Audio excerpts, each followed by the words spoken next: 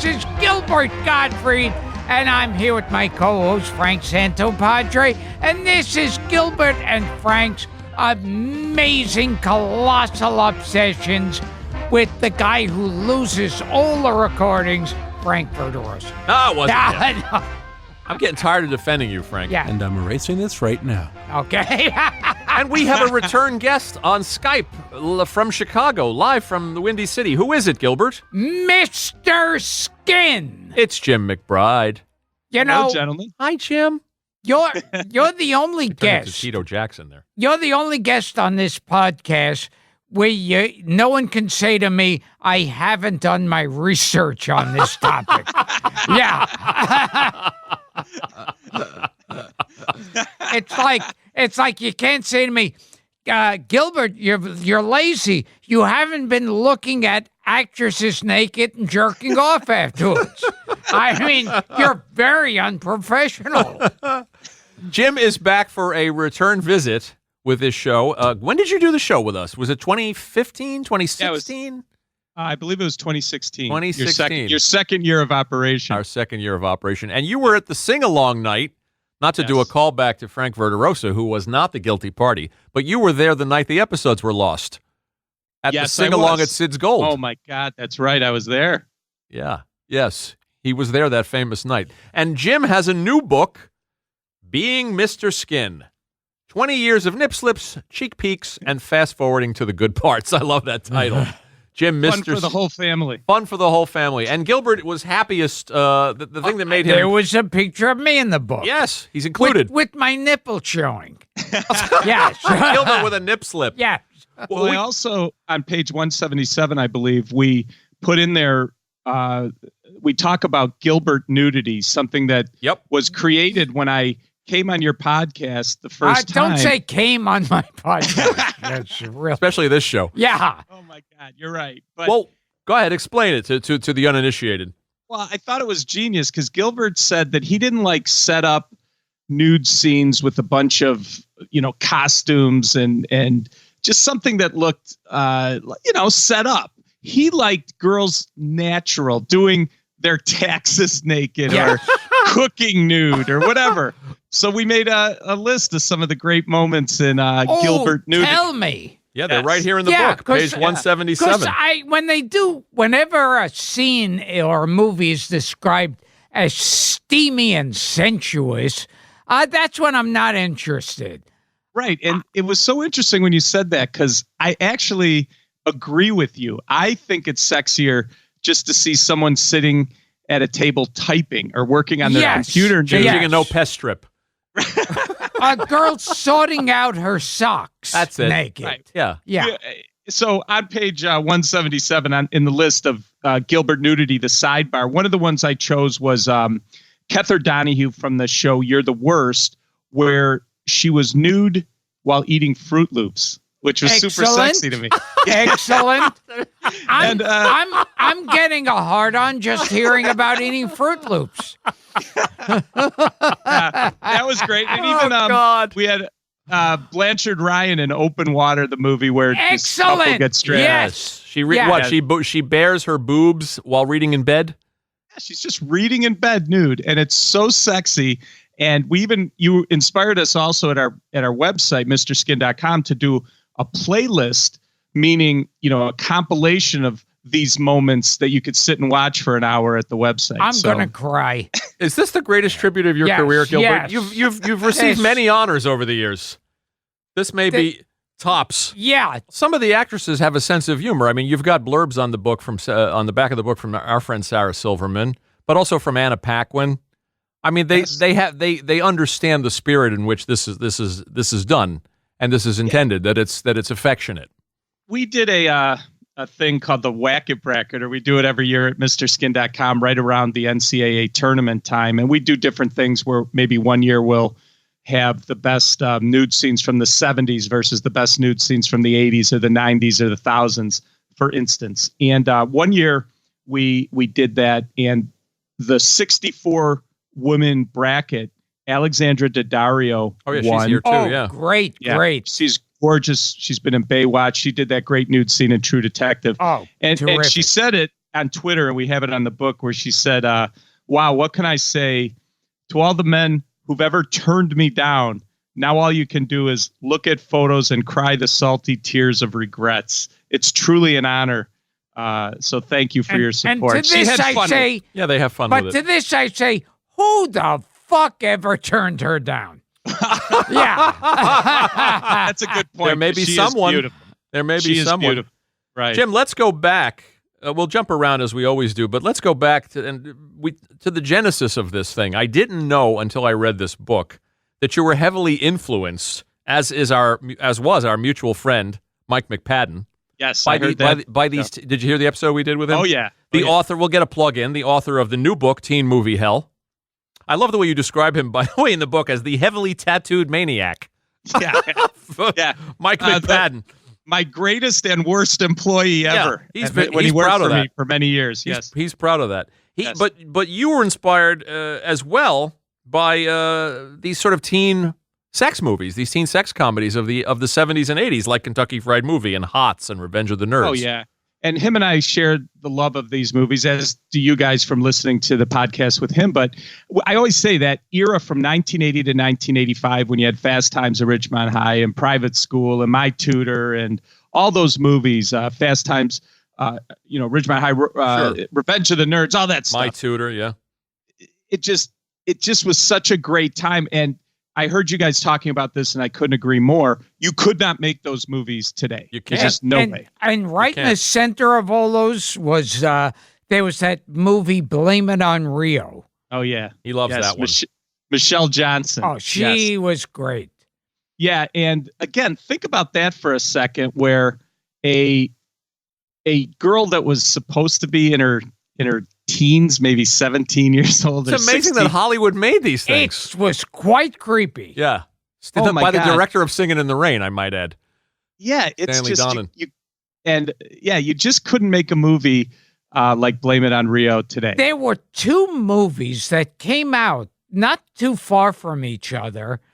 One with I think My Hero, with what's his name, the French actor Gerard Depardieu. Yeah. And another one with Tony Danza. She's out of control. Yes. That was Mickey Dolenz' kid, Amy Dolenz. Amy Dolenz. Yeah. Yep. Yeah. And both of those movies were incredibly creepy because it's these guys staring at their daughters, and they're showing the daughters really hot looking, and the guys who's their father staring at them.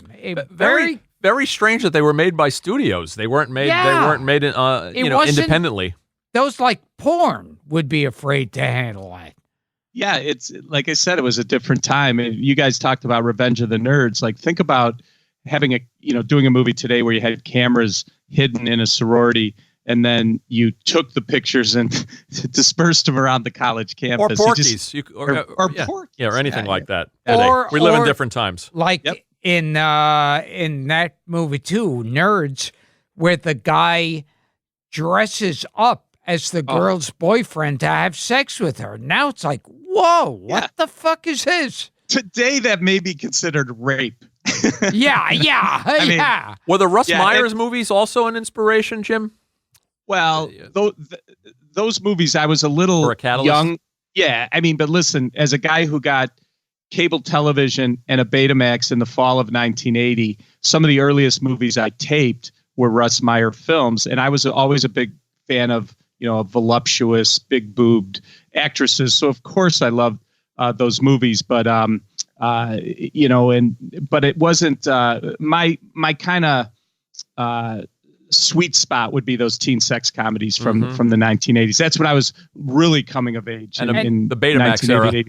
And one thing I love, I mean, it annoys the shit out of me, but is to think of all the ways that Hollywood goes to cover an actress up who doesn't want to do nudity. This keeps you up at night, doesn't it, Gil? Yes. It's like, I love when a girl's in a bathtub and she reaches for the towel and wraps the towel around her while she's still in the bathtub and then gets up.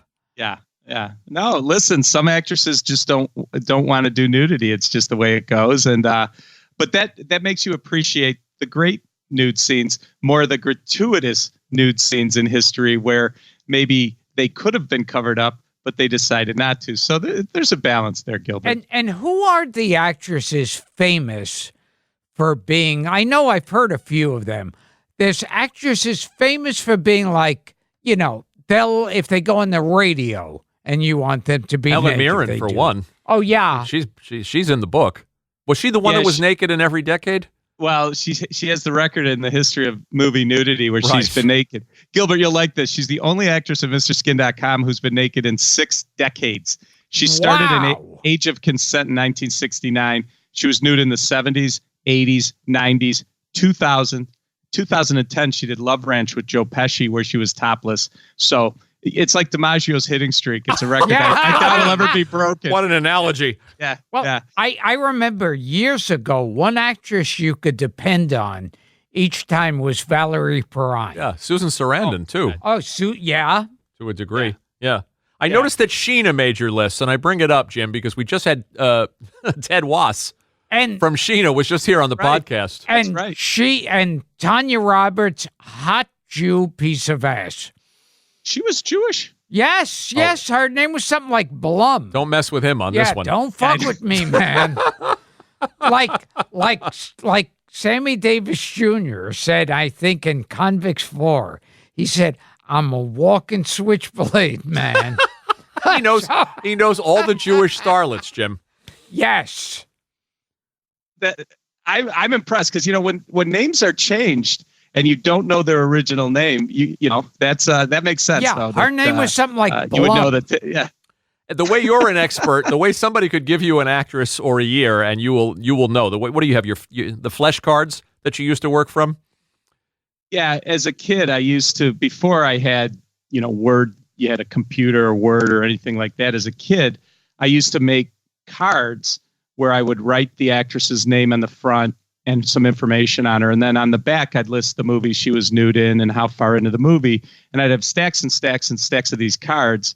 And I would just quiz myself when I'd be sitting around watching TV. Never dreaming the internet had ever come, or I could start a website called MrSkin.com. Other kids collected wacky packs. That was your thing. I remember in Sheena, that had casual nudity because she's about to go skinny dipping, and she's standing naked talking to the guy, going, why?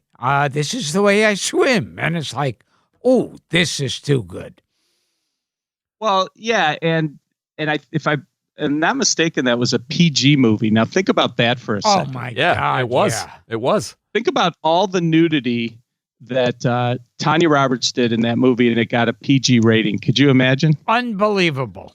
I love how you say, too, when you die, the Smithsonian, going back to your flesh cards, when you die, the Smithsonian will want to get their hands on your personal collection of celebrity nudity. It's like Abraham Lincoln's early letters, right? Yeah. It may be the world's largest collection. Yeah, and before to even establish making these cards, I used to, when the skies opened, and in the fall of 1980, my dad got me cable television and a Betamax.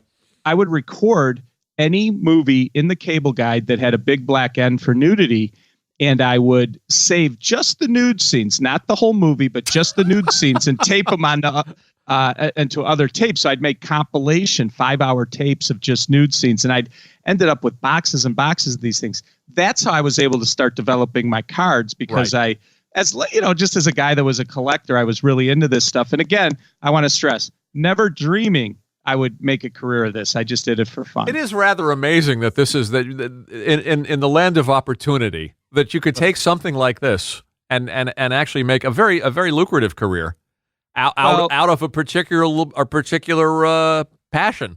Yeah, and I like to say that, and Gilbert knows this better than anyone, but all guys love nude scenes in movies. It's just a fact. We love it, right? Yes. And all guys have probably at one time or another either recorded some nudity on television or rewound to see a nude scene again. About, Jim. Yeah. Yes, I've been told. I'm preaching to the choir. I read here. about this somewhere.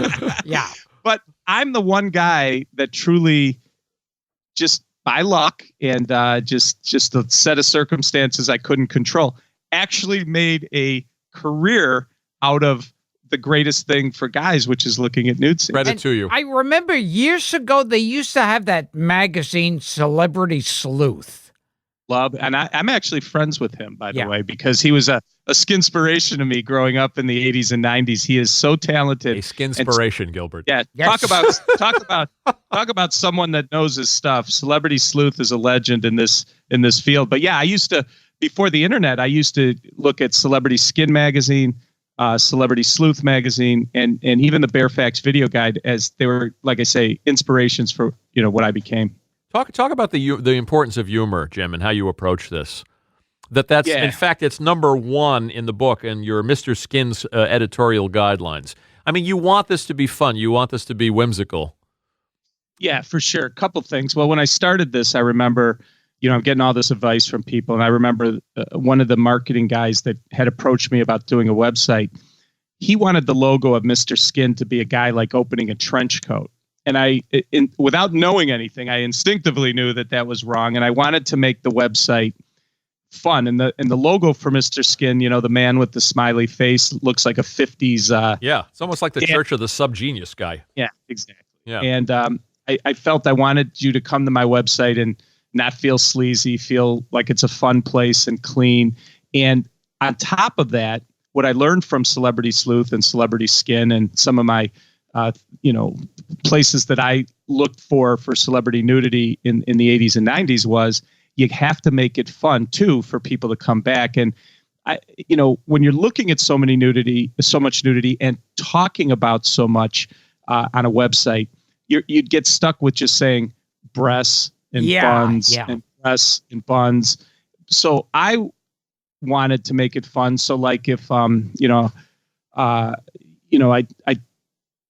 talk about this in the book where just trying to, if Courtney Cox is topless in a movie, Blue Desert, I'd say you could see her two friends and, try to make it funny. It's corny. I get it. The Helen Hunt nude scene gave you a riser. Yeah, that was another one that Gilbert Yes. likes to talk about. And Or The Hills Are Alive for Julie Andrews' topless scene in SOB. The very first time I ever and- went on a and radio show. on the History Channel, they said Mussolini more like Splusherpini. I think you made that one up. Yes, Yeah, I think that did not make it to MrSkin.com, but Hitler I will make or note. Titler. But on the subject, that's on the subject of that and comedy, explain to Gilbert what a Marty Feldman is. Oh, I think I know. What is it, Gil? Okay. That's a really unkempt. Nope. No. Nope. It's not. Nope. Marty Feldman Up the wrong tree. Yeah, you're in the wrong part of the body. Marty Feldman's are when an actress's breasts point in different directions. Oh, no. You want to know something? In my mind. That's so sick. In my mind, I was thinking of Marty Allen. You went to the wrong Marty. So you should have a separate Marty Allen. That's a Larry Fine. That's a. So, Gilbert, I'm not kidding. A Larry Fine Yeah. is I'm joking. seen mostly in the 70s and 80s would be when an actress is wearing panties in a scene, but the hair sticks out the sides, in much like the middle stooge is ahead. Yeah. Now, has there ever been a scene where a guy pokes with two fingers? And they do a funny sound effect. Lordy. Yeah. So Jim, we talked about this on the previous the previous time you were here. I mean, you had a respectable job at the Chicago Mercantile Exchange. Yes. You were not- Merkin. Mercantile. Holy shit. Mercantile. At the time, I didn't even know what a Merkin was. We'll get to Merkins in a minute. Yeah. But you were not cut out for that, but you became the expert. You became the guy that other people could go to, that your coworkers could go to. Hey, Jim, what movie was it where so-and-so, or was Linda Carter ever nude in a movie? And you would instantly provide this information. In Bobby Joe and the Outlaw, 1976. Yes, as previously discussed. Yeah, and so I talk about this in the book where I'm a clerk at the Merc. So you had brokers in the pit. They're making the big money. This is in the 1990s. You have the runners that are the the young kids that are making no money, and then you have the clerks, which I was. I'm watching desks doing sign languages, hand signals and stuff. And I was living literally paycheck to paycheck. I was in my mid-30s, wasn't married, no kids, living in a studio apartment and doing okay, but nothing great. But what happened was word got out in the pit. I was in the Eurodollar pit at the Chicago Mercantile Exchange. This is in like the mid-90s. So word gets out in the pit that there's this guy, if you ask him any actress, he could tell you off the top of his head if she's been nude, how far into the movie. And you got to understand this about the futures pits in those days. When it's busy, man, there was never a more invigorating job with the craziness of the pits and the open outcry and fast markets. But I was not a good clerk in fast markets. That's why I never made it to broke or anything like that. I get a little panicky. But during the slow markets when nothing was going on, I was a star of the Mercantile Exchange because he was the guy with the info. Now, keep in mind, this was in no way going to make me any money in my business, but I mean, in the business I was in. But what happened was when times were slow, it's one huge locker room, 2,000 guys standing around doing nothing, and no trades are being made. Guys are like throwing paper airplanes, and it's So then what they do is they'd write names of actresses on cards, and a runner would come up, and throw it on there, and I'd answer the question and make a joke and send it back to the pit, and I'd listen, and the crowd, I'd hear like all of a sudden it'd be super quiet, and there'd be this just explosion of laughter, and it was a way for me to hone my skills. Again, never dreaming I would ever do anything with this, but it was all these things kind of added up into me launching MrSkin.com in 1999. Yeah, a lot of lucky breaks too. You say you're a guy with a horseshoe up his butt. So, what famous actresses have had a Larry Fine? God, the ones from and that's Fabre. The ones that these are some pretty obscure ones from the 70s, but I'll send you a full list of this. But I have to tell you that it's funny because in this day and age, the Larry Fines have disappeared. It's everything. When we do playlists on Cage Monkeys and stuff, or Larry Fines or whatever, it's all. I look at it. It's like everything's from the 70s and 80s. It's so funny. It's a bygone era, the Larry Fine era, Gilbert. That's as Gilbert likes to say, it was a more innocent time. Yes. We remember it fondly. So. Yeah. I also appreciate and got this out of the book too, Jim, that I didn't know. But of course, this makes sense. This keeps with your whole sort of affectionate approach, and you have respect and admiration for these women. About Schmidt. Oh yeah, Kathy Bates nude scene in About Schmidt. Mm-hmm. You don't take the bait. You don't make fun of her body. You don't do any mocking. You don't do any snark. To you, that's as important as and should be appreciated as much as, say, Kelly Preston's nude scene in Mischief. Yeah, and listen, there's a bunch of ways to look at this. Number one, you could look at it like, there's some guy out there that is so excited that Kathy Bates has done a nude scene. Why should we rain on their parade? But secondly, I think it's important. I think we have some of them here with us today. Yeah. Well, but secondly, it's important to I think, is to celebrate nudity in film and television. Like, to us, there are no bad nude scenes. Whoever gets naked, we're excited. If it's a female over 18 years old in a movie, we're excited about it. And we always are, we celebrate it. We're happy about it. So that includes Kathy Bates. You remember Billy Gibson in The Shining, Gilbert, getting out of the tub. Remember that scene? That old lady that went fully frontal. My God! The new dead woman, the ghostly woman. Yes. He knows her name, for Christ's sake. Her only movie credit, and her name is Billy Gibson. Amazing. And there was another girl who was the sexy version of her. Leah Belden, yeah. Leah Belden, yeah. But yeah, she changed, obviously. Oh, yes. You impress me, Jim. Yeah, well, yeah. That was not every nude scene is wonderful, but we still like to celebrate. No such thing as a bad nude scene. What about Gilbert's nude scene in Funky Monkey? Yes. Where he wore a merkin, by the way. Very disappointing. And then there are those ones that, oh God, I remember it's like when Cindy Crawford was in Fair Game. Yeah, with the Baldwin brother, yeah. But it's like her Billy, character was constantly getting naked, but she never was. They would have her like showering where you see the bare shoulders. No, you saw a little nudity in Fair Yeah, Game. You saw some breasts, but you're right. It could have been. You think someone that's a model that has posed for some of the greatest photographers in the world completely nude throughout her career would have done a little more nudity in that movie. You know? Yeah, you see like 2 nipple shots that don't add up to a full second. Right. Yeah. No, you're right. Well, on the subject You're of right. Gilbert being disappointed, you don't care much for body doubles, Horrible. Merkins. Yeah. I can't believe we're talking about Merkins on the podcast, yes. but especially the CGI and the fakes.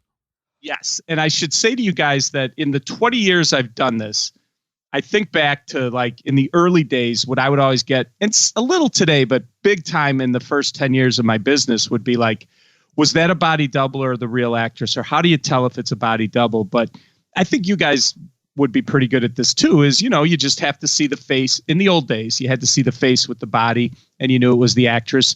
A big red flag for body doubles would be this spectacular nude scene and they'd cut away and then they'd show just her face, but never the face and the body at the same time. I remember in Zap.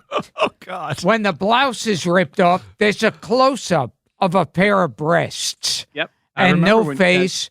Or these stand-ins used to run around like George Steinbrenner on Seinfeld. Like they run around a weird sideways way.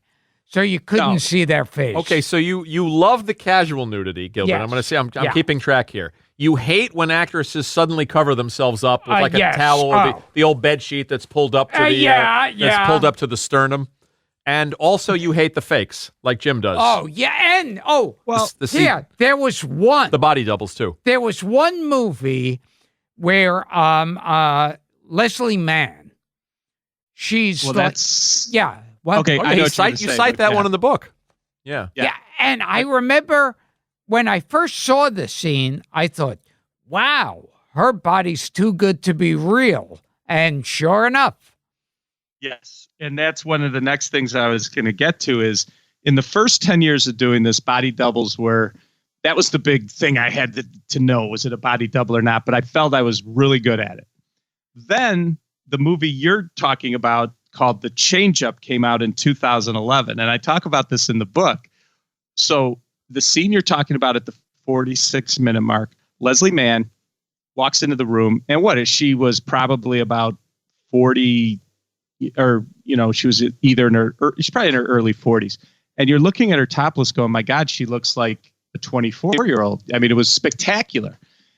Then you find out, which I didn't know the exact second I saw it, but we found out eventually that was CGI nudity. And it's the first time that we as a website were like, holy crap, that they're doing CGI nudity and it's good. It's really good. And I think the most famous CGI nude scene would be from Game of Thrones. Remember the walk of shame Lena Headey did at the end of season 5, where she walked through the crowd, all her constituents completely naked. But that was a 24-year-old model named Rebecca Van Cleve, and they just put Lena Headey's head attached to this beautiful 20-something model walking through the crowd. And that's one of the big differences from my first 10 years to this last 10 years, because they're getting damn good at that CGI nudity. They really are. And I don't like it. No, of course not. That's horrible. Yeah, he's upset. He's upset, Jim. Well, I think if you're going to pleasure yourself, you deserve to know who you're pleasuring yourself to. I feel like seems fair. If they're going to get a double, then just have the double star in the movie. Oh, yeah, but it's funny. You bring up a big point, and it's a big thing I talk about in the book, is the lure of celebrity. And people ask me a lot, why do you want to see an 8-second nude scene of Jennifer Aniston or Courtney Cox or someone? Why don't you go watch an hour of porn? And the fact of the matter is, it's that celebrity thing. And it's like, if someone you see on television all the time, or movies or talk shows, you see them in magazines or whatever, you gain a connection to them. You feel in a weird way like they're part of the family. They're your friends. You know them so well. And 99.99 times out of 100, if I told you, you could see the beautiful girl that you see at the coffee shop every day nude, or some girl that looks like her but you've never met before nude. Which girl are you going to want to see? And that's the lure of celebrity. It's a fascinating psychological angle to this. It's the thing is, but then they cheat you with the body doubles and the that's CGI. A whole other, Yeah, because I totally understand wanting to see a known actress. That's always a lot more exciting. Like Maria Uspenskaya. Yes. But she takes the kerchief off. God. Oh, you know what was another cheat? For every year, every single Jennifer Aniston movie, a rumor would start, and I think it would start with the filmmakers saying she's naked in this movie. So, of course, every guy was interested. And then when she finally did do nudity, it was that movie, The Breakup, where she kind of shows her ass, but it's totally blurred. Mm-hmm. And I know someone who claims he worked on that movie and said that wasn't even her walking.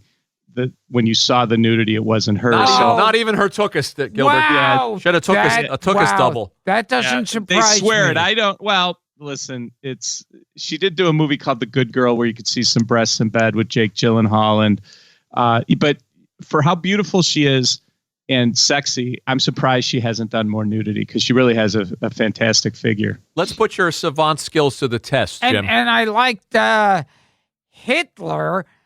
Play with your clitler. Will you stop?